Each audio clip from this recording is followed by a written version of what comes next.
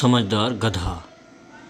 گاؤں سے باہر ہری بھری میدان میں ایک بوڑھا اپنے گدھے کو چرا رہا تھا۔ اتنے میں دور سے اسے شور سنائی دیا۔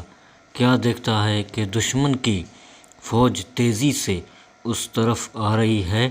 یہ دیکھ کر وہ گھبرا گیا اور جلدی سے اپنے گدھے کو ہانکتا ہوئے دوسری طرف بھاگنے لگا۔ گدھے نے پوچھا، اے مالک، کیا ماجرا ہے؟ مالک نے جواب دیا کہ دشمن ہمارے طرف آ رہے ہیں، ہمیں یہاں سے فوراً بھاگ جانا چاہیے، ورنہ ہم دونوں پکڑے لے جائیں گے۔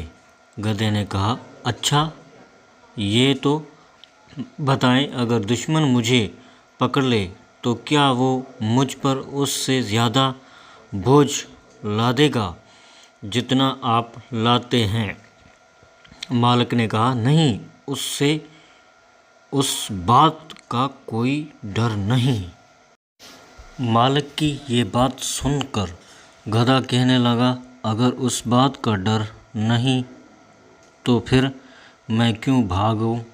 مجھے کیا فرق پڑتا ہے، میرا مالک تو ہے یا تیرا دشمن، میرے لیے تو دونوں ایک ہی ہیں۔